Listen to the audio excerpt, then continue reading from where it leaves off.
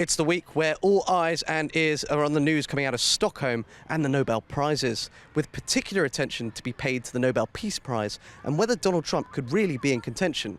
Now you might be asking yourself, where am I? Because I'm not in Stockholm. I'm in fact in Baku, Azerbaijan, outside Villa Petrolia. Now what is Villa Petrolia?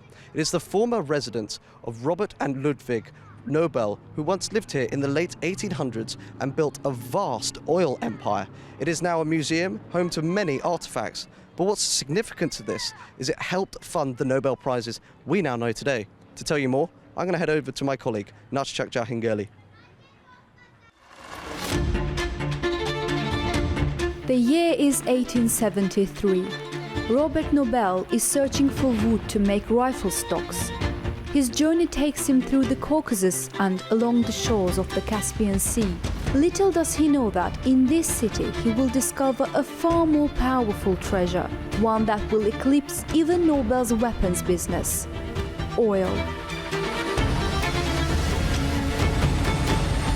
In 19th century Baku, Robert stood mesmerized as fountains of black gold burst from the parched earth. Where desert caravans once steadily traced ancient path, came the roar of oil.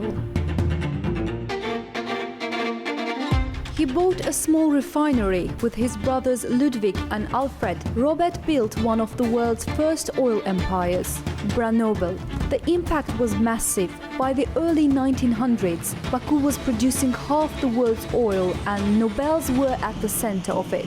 They didn't just extract oil, they revolutionized the industry, building the first pipelines, oil tankers and storage systems. The Nobels transformed Baku into a vast oil basin, a hub that was supplying markets in Europe, Asia and beyond. The Nobel Prize, one of the world's most prestigious honors, has deep and unusual roots in Azerbaijan's oil industry. When the Nobel Prizes were established in 1901, around 20% of the prize money came from the Alfred Nobel shares in an oil company, located not in his native Sweden, but in Baku. Explosives made Alfred rich, but nearly a third of the Nobel fortune didn't come from dynamite, but from oil. Towards the end of his life, he chose to dedicate his fortune to awarding those who, in his words, conferred the greatest benefit to humankind. In Baku, the Nobels built an entire industrial colony, Villa Petrolia, staffed by engineers from Sweden, Finland, Norway and Germany. It was a world apart, a self-contained oil empire inside a turbulent region. But while they solved technical problems, the political storm was building. The Bolshevik Revolution hit like an earthquake. Ethnic unrest, violence and chaos swept through the region. The oil empire began to collapse. When 4 Swedish employees were killed, the families fled the region entirely. The Nobels lost everything in Russia, but Alfred's legacy lived on. Dry and dusty, that's how Alfred Nobel described Baku in his letters. For years, this part of Baku was called Black City.